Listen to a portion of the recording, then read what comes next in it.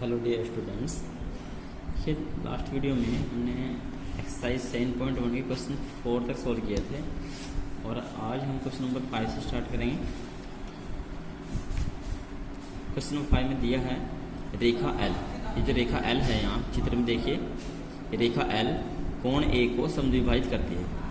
जो कोण ए है इसको ये समद्विभाजित करती है, अर्थात जितना कोण क्यू ए बी है उतना ही कोण पी ए बी होगा। ठीक है, और ये दिया हुआ है कि जो बी पी है ये ए बी पर लंब है और बी क्यू ए क्यू पर लंब है।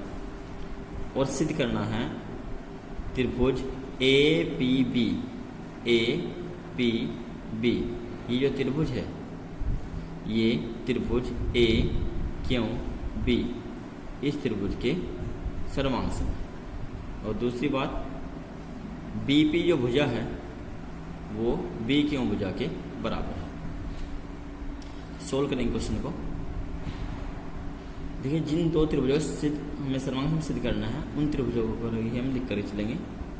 त्रिभुज ए पी बी तथा त्रिभुज ए क्यू बी में, इन दोनों त्रिभुजों में कौन कौन सी चीज़ मतलब कौन कौन से कोण या भुजाएं ऐसी है जो बराबर है। इसमें कोण ए यानी कि इस त्रिभुज में कोण ए जो है वो इस त्रिभुज के कोण ए के बराबर है। देखिए, कोण बी ए पी बराबर है कोण बी ए क्यू। क्योंकि क्यों है बराबर कि रेखा एल कोण ए को समद्विभाजित करती है। कोण ए को समद्विभाजित करती है। दूसरी कि कोण बराबर है। फिर यहाँ पर देखिए, ये जो भुजा है ए बी ये दोनों में उभयनिष्ठ है। ए बी भुजा बराबर है ए बी, ये उभयनिष्ठ भुजा है। तीसरी कंडीशन ये है कि ये जो कोण है ये 90 डिग्री का है क्योंकि दोनों लंबवत है।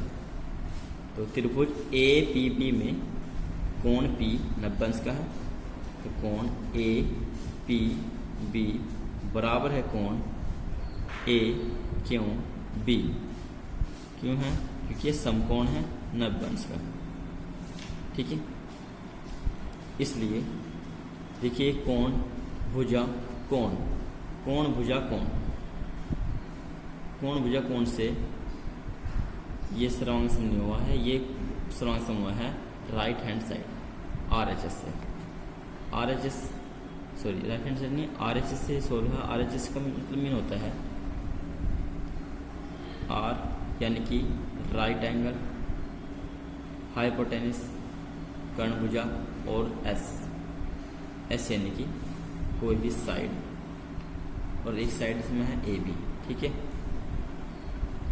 यहाँ पे लेंगे राइट एंगल,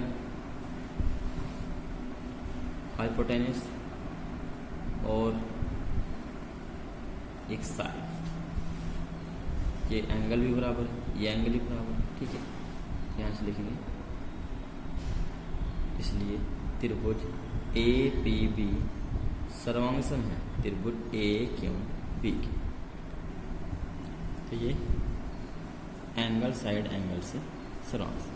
ठीक है, बाय एंगल साइड एंगल। क्योंकि यदि दो त्रिभुजों में कोई दो एंगल इक्वल है तो उनके तीसरे एंगल ऑटोमेटिक ही इक्वल हो जाते हैं। ठीक है, तीसरे एंगल स्वतः ही बराबर होंगे। नेक्स्ट क्वेश्चन, नेक्स्ट है इसमें second part, B P equal to B Q.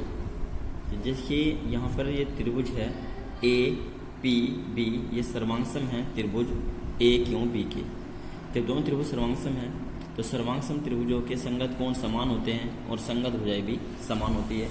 इसलिए ये जो भुजा है बी पी ये बराबर हो जाएगी बी क्यू, ये भी प्रूफ हो जाएगा। ठीक है,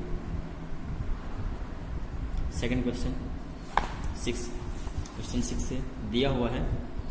देखिए चित्र है इस चित्र में दिया है कि जो AC है वो AE के बराबर है। जो AC है ये AE के बराबर है और AD AB के बराबर है। और कोण BAD ये कोण EAC के बराबर है। और हमें सिद्ध करना है कि BC DE के इक्वल है। ये जो BC भुजा है ये DE भुजा के इक्वल है। तो BC भुजा किस त्रिभुज में भुजा आए हुए हैं? BC भुजा जो है वो इस त्रिभुज से भुजा बैठ रही है। तो एक त्रिभुज ये लेंगे और DE भुजा किस त्रिभुज की भुजा है? DE जो भुजा है वो इस त्रिभुज की भुजा है। तो दूसरा त्रिभुज ये लेंगे और दोनों त्रिभुजों को सर्वांग सम सिद्ध करेंगे। ठीक है, तो हल करेंगे क्वेश्चन को। देखेंगे त्रिभुज ABC, त्रिभुज ABC तथा त्रिभुज AED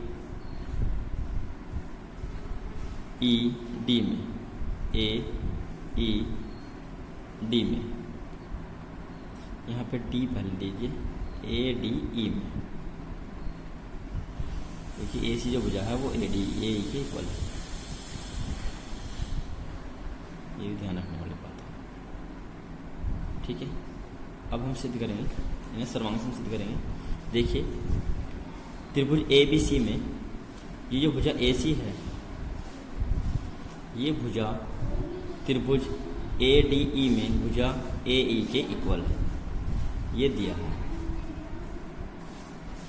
फिर त्रिभुज ABC में AB जो भुजा है वो त्रिभुज ADE में भुजा AD के इक्वल है, ये भी दिया है।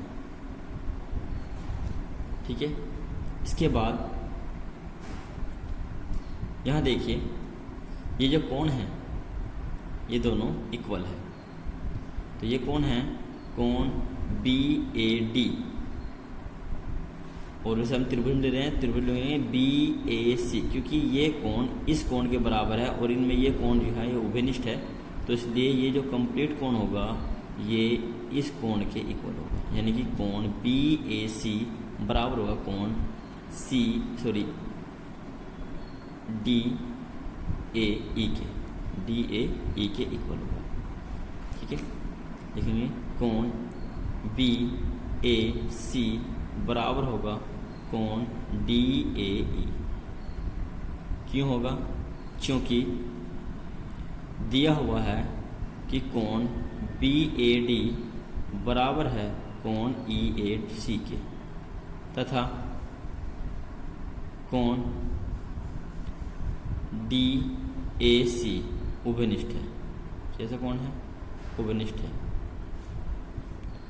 तो इसलिए ये जो दोनों त्रिभुज है, त्रिभुज ABC सर्वांग सम होगा त्रिभुज ADE के। ये साइड एंगल साइड से सर्वांग सम, भुजा कोण भुजा से। अब जब दोनों त्रिभुज सर्वांग सम हैं तो इसलिए उनकी संगत भुजाएं भी समान होगी, इसलिए BC बराबर DE ये सिद्ध हो जाएगा। ठीक है, नेक्स्ट क्वेश्चन, क्वेश्चन 7 में दिया है, चित्र देखिए ध्यान से बेटा।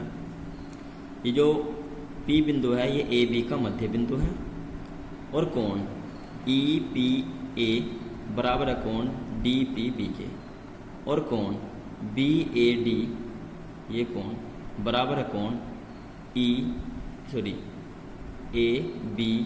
के। ये कोण इसके बराबर है और ये कोण इसके बराबर है। यदि हम यहाँ तक कोण ले तो ये कोण दोनों में उपनिष्ठ है। तो इसका मतलब ये होगा कि ये कंप्लीट कोण इस कंप्लीट कोण के इक्वल होगा। सिद्ध करना है कि त्रिभुज DAP ये त्रिभुज EBP के सर्वांग सम है और सेकंड AD जो भुजा है वो BE भुजा के इक्वल है। AD भुजा BE भुजा के इक्वल है। हल करेंगे क्वेश्चन को। देखेंगे त्रिभुज DAP तथा त्रिभुज EBP में इन दोनों त्रिभुजों में कौन से साइड या कौन से एंगल इक्वल है। देखेंगे ध्यान से।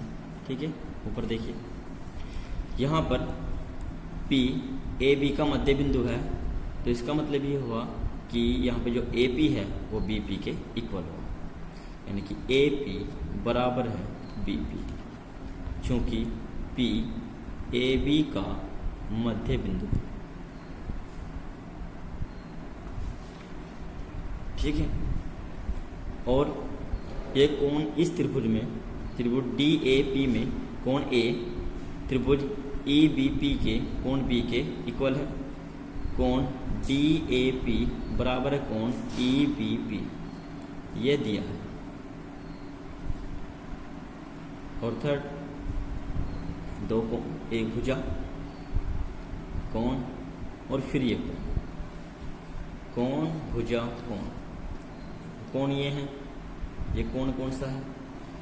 कोण D P A, D P A बराबर होगा कोण ई बी बी। क्यों बराबर होगा? यहाँ लिखेंगे क्योंकि ये दिया हुआ है कि कोण ई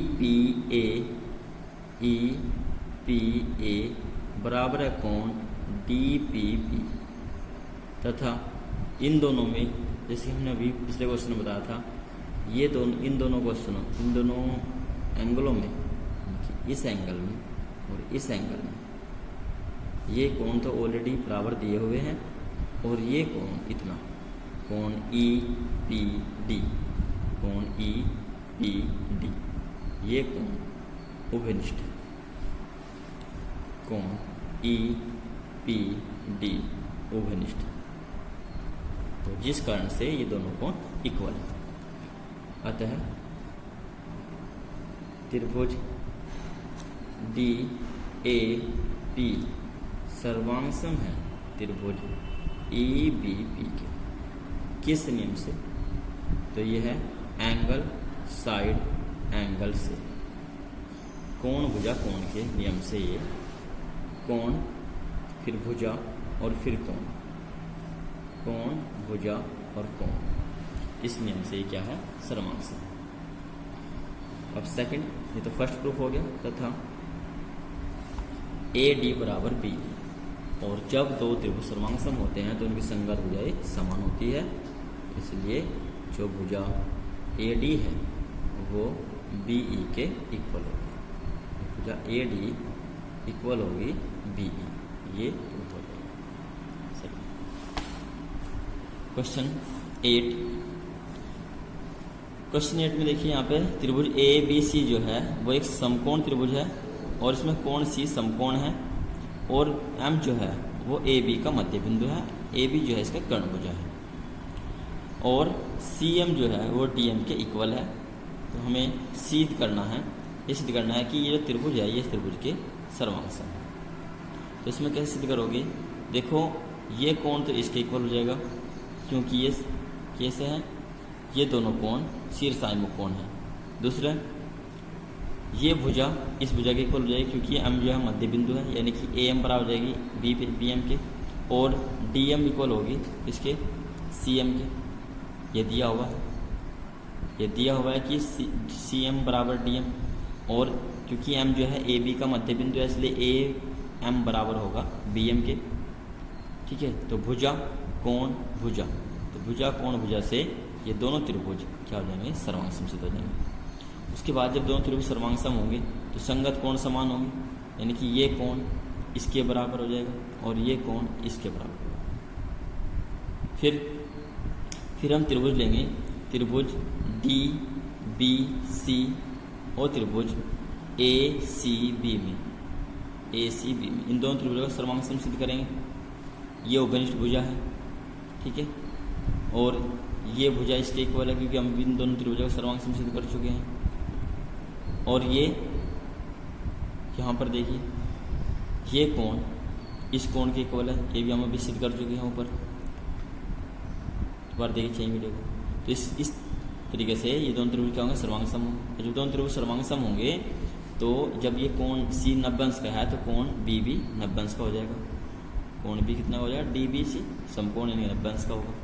और सी एम जो होगी, सी एम, ये सी एम ये ए बी की आधी होगी। क्यों? क्योंकि ए बी जो भुजा होगी वो सी डी के इक्वल हो जाएगी, क्योंकि ये दोनों त्रिभुज क्या हो जाएंगे, सर्वांग सम हो जाएंगे। और इसका मतलब ये होगा कि सी एम का जो मान होगा वो सी डी का आधा होगा, अर्थात ए बी का आधा होगा। ठीक है, ये क्वेश्चन आपको सोल्व करना है। दोबारा देखिए वीडियो को, 3 से और क्वेश्चन को सोल्व कीजिए।